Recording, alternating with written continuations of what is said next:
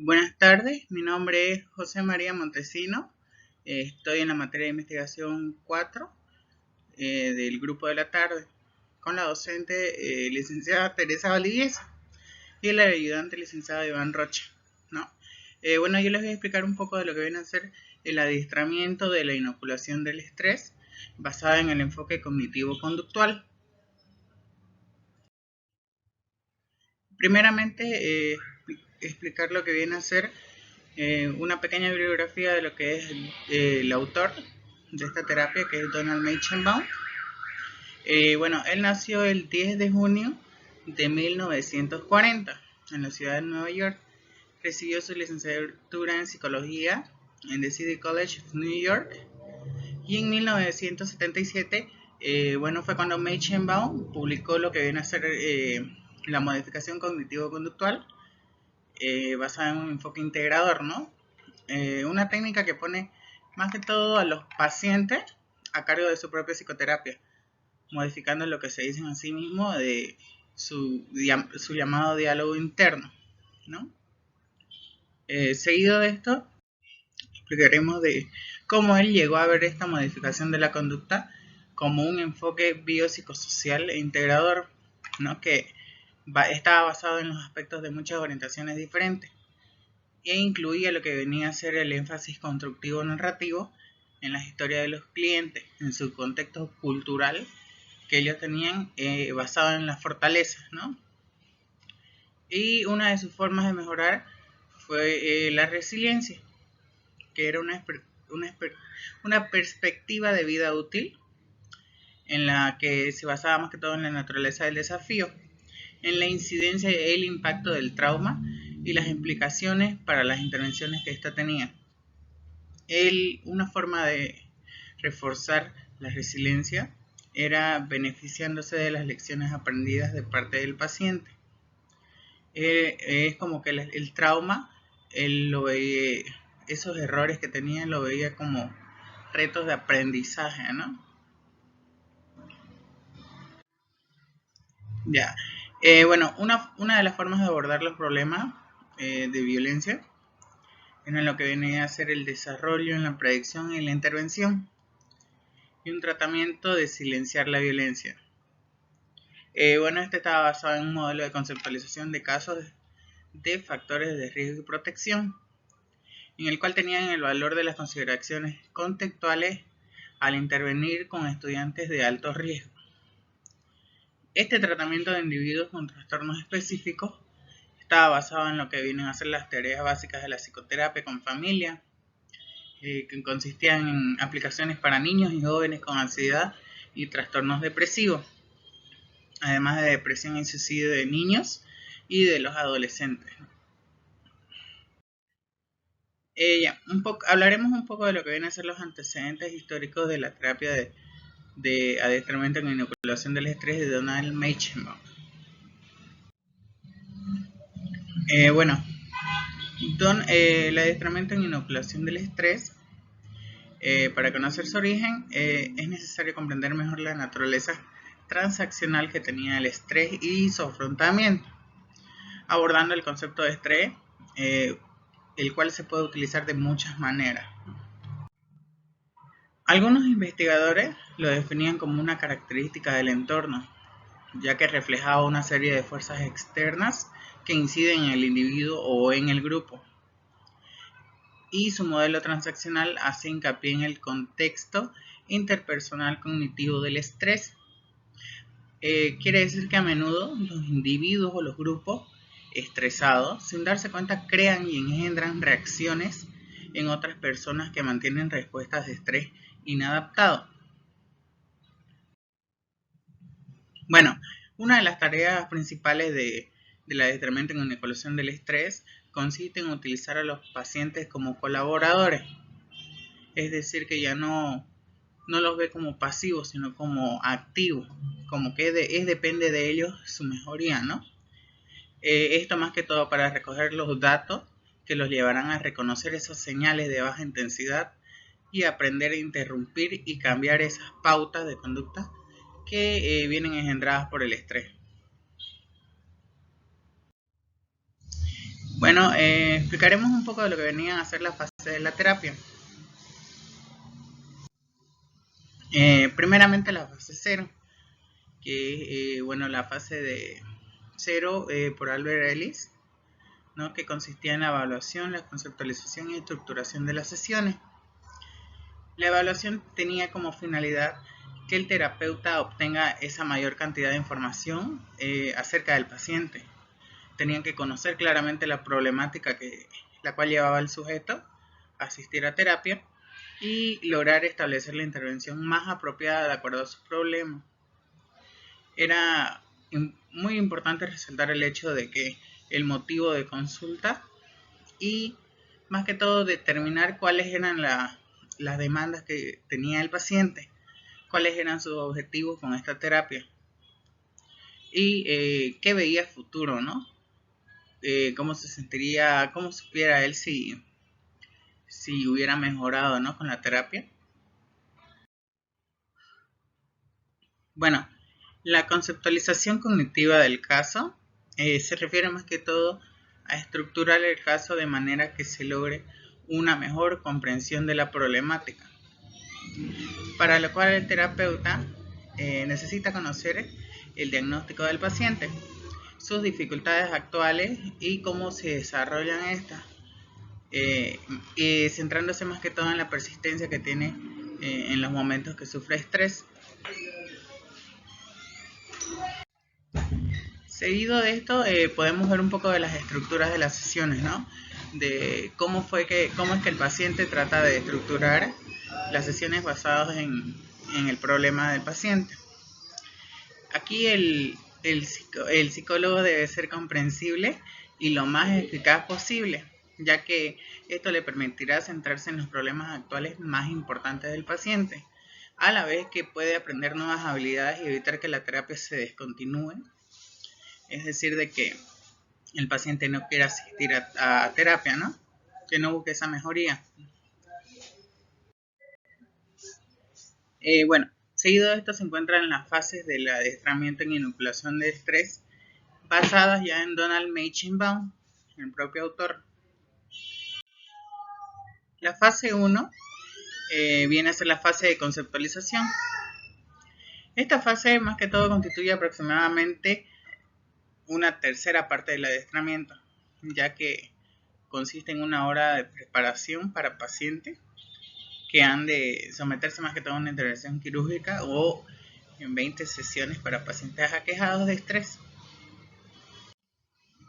Bueno, la tarea inicial del terapeuta aquí viene a ser establecer esa relación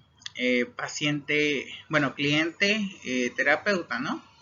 Solicitando la información necesaria para la formulación de este plan de adiestramiento, que sirve más que todo para que el paciente se adapte individualmente a las necesidades y los puntos fuertes específicos que necesitan, ¿no? Es por eso que tiene que ver mucho la recogida e integración de estos datos, utilizando más que todo, digamos, instrumentos o técnicas tales como lo que vienen a ser la entrevista, el autorregistro, los test psicológicos que son muy importantes, la memorización basada en imágenes o las evaluaciones conductuales. Bueno, este proceso de reconceptualización más que todo concluye con la oferta por parte del terapeuta de un modelo conceptual o una reconceptualización del estrés del paciente. Quiere decir que los pacientes inician el adiestramiento con algunas nociones o modelos implícitos relativos a su estrés. Es decir, que ya saben de qué trata su estrés, ¿no? Tienen una idea acerca de ello.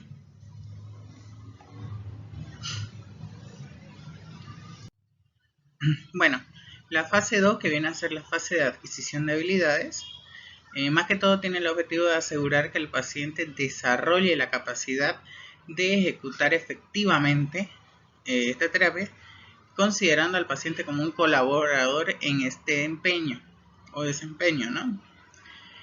Aquí más que todo la fase de adquisición se trata de que el sujeto o el paciente adquiere esas habilidades que son necesarias para poder confrontar su estrés, ¿no? para que sepa manejar las situaciones determinadas que se le presentan en el día a día, tener ese autocontrol que necesita cada persona. El adiestramiento en autoinstrucciones o autodiálogo dirigido. Esta es una técnica que viene incluida en la fase 2, ¿no? Y se refiere más que todo a que, está diseñado para fomentar una actitud de resolución de problemas y engendrar estrategias cognitivas específicas que los pacientes pueden usar en diversas fases de su respuesta al estrés. De manera más específica, el autodiálogo orientado está pensado para ayudar a los pacientes. Más que todo, para que ellos evalúen las exigencias de una situación y planifiquen para esos futuros estresores que se le pueden presentar al paciente. A la vez que ellos puedan, ¿cómo decirlo?, controlar estos pensamientos, estas imágenes que se le vienen a la cabeza y esos sentimientos negativos que pueden provocar a causa del estrés, ¿no? Bueno, el papel de la negación, este papel es muy importante también, ya que la exposición de las intervenciones cognitivas subraya más que todo el papel que tiene la comprobación en la validez de los pensamientos y los sentimientos. Es decir, si es real o no lo que él nos está diciendo, ¿no? Ya que en algunas situaciones estresantes, estas respuestas de afrontamiento no pueden ser reductoras del estrés. Más bien puede ser que le empeoren. Y el terapeuta debe considerar que bajo algunas condiciones, ¿no?, estresantes, la negación puede representar un medio útil para este afrontamiento. Incluso podría recordar a algunos pacientes, ¿no?, resaltantes, como el caso de lo que fue Reinhold Niebuhr, más adelante, que él adoptaba como el lema por la Organización de Alcohólicos Anónimos, que es más que todo es algo que es resaltar de acuerdo al papel de la negación, ¿no? La fase 3, que viene a ser la fase de aplicación y consolidación, esta está centrada en el adiestramiento en ayudar a estos pacientes para que cambien esa visión que tienen del estrés y adquieran estas habilidades necesarias para que puedan afrontar estas situaciones. Más que todo se trata de que el terapeuta aquí debe estimular a los pacientes para que pongan en práctica estas respuestas necesarias para lo que es el enfrentamiento a las situaciones de la vida diaria y acrecienten más que todo esas oportunidades de un cambio generalizado que pueden dar a su vida. Aquí podemos colocar técnicas como son el ensayo de imágenes. Este está basado al imaginar una representación de papeles en la que el paciente puede ensayar durante las sesiones tentativas de afrontamiento que pueden aproximarse a la situación del estrés. Es decir, que pueden imaginarse estas imágenes o presentarse imágenes que al paciente lo lleven a una situación de estrés.